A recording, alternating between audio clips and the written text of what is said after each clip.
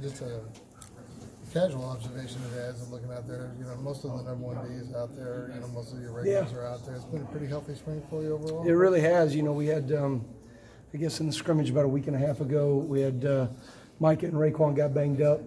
So we're playing some younger guys in there, and at linebacker, a lot's happening. And Kalen's, he's installing and putting things in, and so. I think it was a lot on those guys. So to have those guys back, I think it was a calming presence for the rest of the players out there today. And if we keep playing fast like we're playing, we're a pretty good defense. We really can be. I guess a lot's been made of the install on the offensive side, but what have you been trying to do on the defensive side of the ball? Yeah, it's good. We have executed just our base fits, base run fits, base coverage adjustments, all those things better. Tweaked a little bit of our blitz system. We doing all the same things, just a way to keep things a little bit simpler, a little more efficient. I joke we implemented, for you Netflix watchers, we implemented the KonMari method, system where keep things, if it doesn't spark joy, we don't call it. So, but no, we're just keeping things efficient and simple, and just our guys are playing really fast because of it.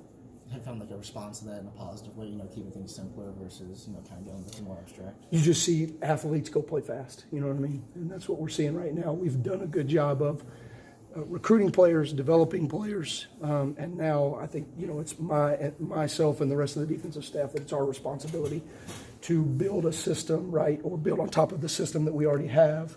Just keep things clean so that they can play confident and fast.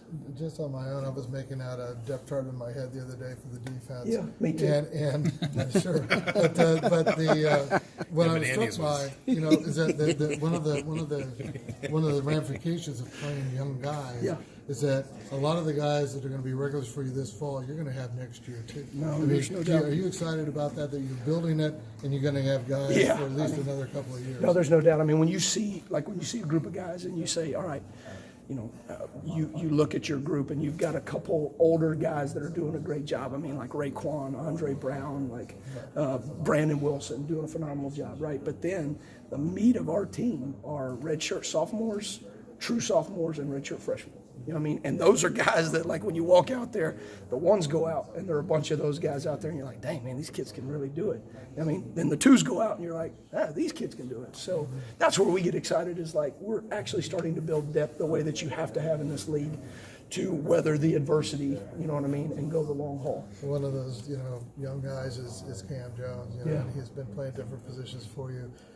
I know it's been talked about, but, heading down the stretch now, how's he really handled that? And what do you perceive his role being in the fall at this point? Is it going to be multiple, or are you going to try and settle on one spot for him? I think it's my responsibility as a coach, right, to take the athletes that we have and utilize their full skill set, right? So if I just make Cam Jones a one-dimensional linebacker, or, he's a cover two safety and that's all he does, right? I'm not utilizing that kid's full skill set, and we brought him here, right, to showcase what he can do, help us and help him, right? So it's my responsibility as the play caller to be able to utilize his full skill set. He's special just in terms of his athleticism, but I think where I've been impressed is just his natural instincts and his just, he just loves to play a violent and fierce style of game, And that's where you're like, golly, man, you can just use this kid in a lot of different ways. You talk about building your depth up. How have you seen the rule change last year of the players are actually allowed to play 4 games? How have you been able to see that actually benefit you guys in your depth right now?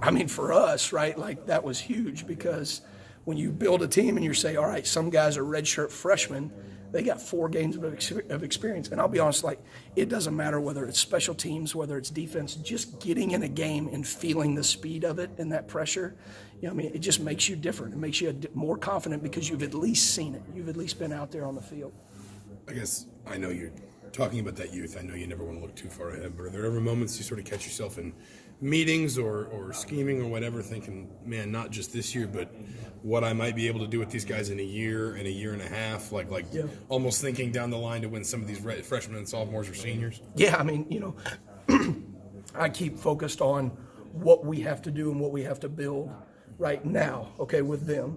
But it's my job, Tom's job, the defensive staff to look at, Tom didn't come here to build a one and done, you know what I mean, and go out and move to the next place. I mean, he's made it very clear we're building this system for the long haul. Now, have we taken some lumps in the first couple of years because of that? Sure, but we're building this thing for the long haul. Now we're hopeful to see the fruit of some of that labor. And then again, you know what I mean, like as these older guys get more and more experience on the field, you guys remember how T. Gray and Chris Covington played when they were seniors, you know what I mean? Like these players are very talented football players that we just got to keep bringing them along as we go. All right.